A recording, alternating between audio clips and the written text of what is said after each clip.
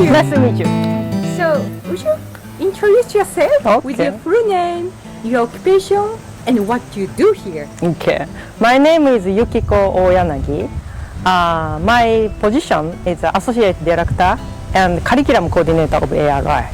So what I am doing here is coordinating the curriculum training program and then take care all those classes become possible and then prepare their classroom or how to say that, contact with outside lecturer, prepare the handout for the inside lecturer, bringing participants to the observation trip, do the interpretation and so on. So I'm also one of the bus driver. Here is not so much Japan. This is an Asian Rural Institute called ARI. This is a school, but it's a very unique school. And then our participant, we call them participant, not a trainee or student. But anyway, later I will a little bit touch. But our participants come from rural area, especially so-called developing countries, who are working in those developing countries' rural area for the community development, for the people, sometimes in NGO, sometimes in the church, sometimes in people's organization. And then they have a training in here in ARI for 9 months, mainly for their leadership and organic farming. We also invite some of the participants from this country, Japan.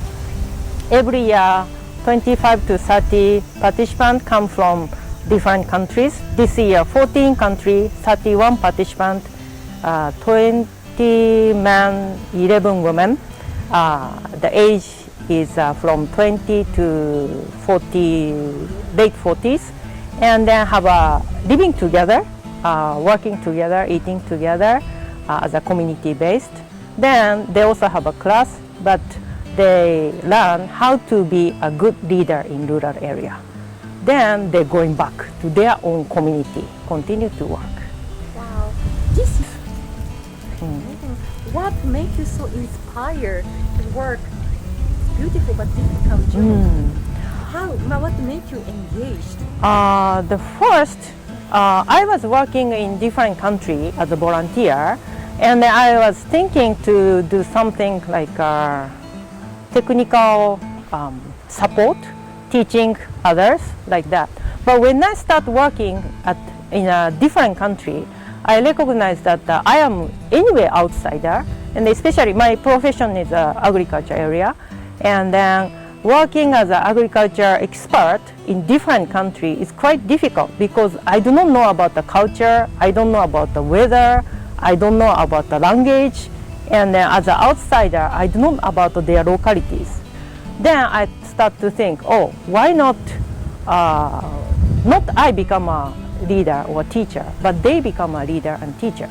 Then I shared that feeling to other friends, and then one of my friends said, do you know ARI? Then I came to know about here, I came to visit. I thought it's just a school. But when I visit here, just a 1 night, 2 days, and I saw Japanese volunteer and Indonesian participant and Korean staffs are singing together. This was community. This is a community. This is not just a school. I fell in love.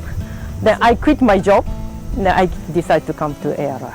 So they are not refugees. They are not. They're going to be future leadership. Right. And also, as I mentioned, we call them participants, and I am not a teacher. I am staff. I am just one of the resources for them. For them, teachers are the surrounding environment, of course, staff members, of course, outside lecturer, but also like a pig, chicken, goat, tomato, eggplant, bell pepper, field, nature, and their classmates. So they are learning from each other. They are sharing each other. And in that sense, they are not students who is taught something. We are not a teacher who teach something. We also learn, they also learn. So learning from each other. So in that sense, we call them participants. And I've been here for 22 years, and still every year, every day, I have a new learning from them. Very interesting, very unique. You are so humble because you're almost a leader. But what is your policy, unique policy about what is the definition of being a good leader? Is somebody so strong or Continuously to be a runner. I do not regard myself as a leader. I'm one of the runner, and I respect them as a leader, even though they are learning something from me. But we ARI staff do not say that we teach, we share, because we also learn from them. It's amazing. You help. Also, this morning I saw many ecological, like environment is super friendly and zero waste. So you achieved already SGI, that what the United Nations SDGs. Can you explain what you're proud about? The sustainability is necessary for the community development. Development is not meaning that just economic growth, rather something better. And then for that, we need to think about locally available resources. Locally available resources do not mean gold, do not mean silver, but rather human being or sometimes organic matters. And then we have to think that we have to have a circulation in the community. And that is not ARI new philosophy. That is very common among the organic farmers in Japan. This is part of the organic farming movement. And then to follow that, we have to think about this circulation. We have to think about how to utilize the organic matter in a community. And of course, it should be sustainable. Otherwise, we cannot continue to live.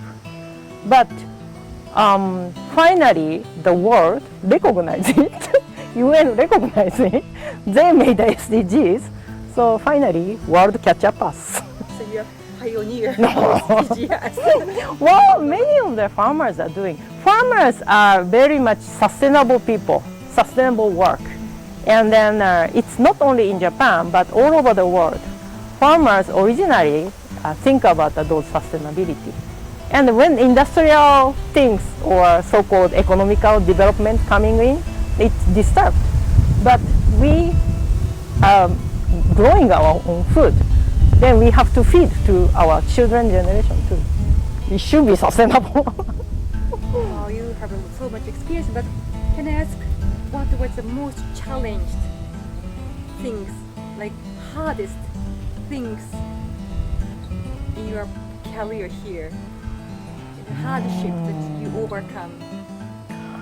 Like also the Fukushima. Yeah, one of the biggest challenge as ARI is of course a disaster, 2011, March 11. The earthquake damaged our campus a lot. If you see this campus, many of the buildings looks newer because by the time of the earthquake, many of the buildings are damaged. And then we had to rebuild. And that time we thought it's impossible to build again or impossible to restart again because we do not have money. We do not have fund. All of those participants are supported by the supporters. We also are supported by the supporters. We do not have a big fund. So we thought that it's impossible to start. But many support come from outside. Even some of our graduates tried to send us the fund, and it was amazing. And then they said that please don't stop. So we decided to continue. And then of course the radiation issue was there, so we had to work for that a lot, but we didn't stop. And then other difficulty was COVID. Because of COVID, we didn't struggle with the disease itself, but it stopped people's movement.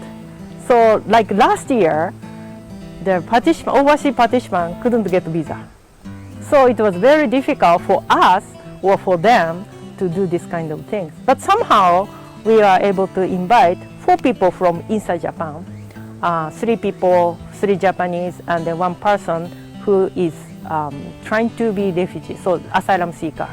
And then she was able to come, and then we had a training. But this year, because of that, some of our participants this year continuously wait from 2020 and 2021 and then this year. So I thought maybe among the 33, maybe half can come, and then finally 31 are here. So, interesting. We saw beautiful your students, not students, participants, yeah? But some of them must come from a difficult area, like conflict zone. Yes. Just asylum seeker, not asylum like a refugee, like just applying for the refugee status, no? Well, unfortunately, this country, Japan, we are not ready to accept the refugee, and then we feel that it's not fair. But we cannot change this situation. So, as a how to say that? As a school, as an institution, rather we try to work toward the peace building, and then so that we can change this world someday in the future, that we do not create new refugee or asylum seeker. Many of them actually come from a conflict zone, but they are not seeking to stay in Japan. No, they are seeking to going back their country, try to change the community, try to change the world. So they are not the famous people. They are not speaking in front of people, but they are kind of on behalf of the community, and they are trying to seeking the way, better way for the community. That's why I respect them. They are great. Then, if they try to do everything with their heart, from their heart and with their whole energy, why not we support in the same way? That's why I think this is a place for us to have a worth to put of myself, everything. What is your hope? Hope? What is your hope? My hope is peace in the world, and someday the world do not need era anymore. It's so important. Can you do it again? What is your hope? So my hope is to have a peace in the world. Then someday we do not need ARI anymore. We still need ARI because we need such a rural leader in the area. But when all the places become more happier, more environmentally sustainable, no need to struggle with the chemical, no need to struggle with the conflict, then we do not need such a place for the training, because everybody are safe enough to live. But unfortunately, this world is not yet that. So toward that, we continue to work and continue to have a training. And I believe, or we believe, that our dream can come true only through graduate, not from us. So, Japan, we have few women leaderships. Politicians, medicines, professors, journalists, women share just 10%. But you are great leaders. And please send a message to women who want to be college. Okay? I'm working in here, and then as she mentioned that I am leader, even though I do not regard myself as a leader. But here in ARI, actually there are many women staff and then women participants who are trying to work for the community. Not because we are women, but as a human being, everybody has a potential, you and me. And we can believe that we can encourage ourselves. So I encourage you and I encourage me, and then wherever you are working, whatever your struggle is, still we can stand and we can go ahead.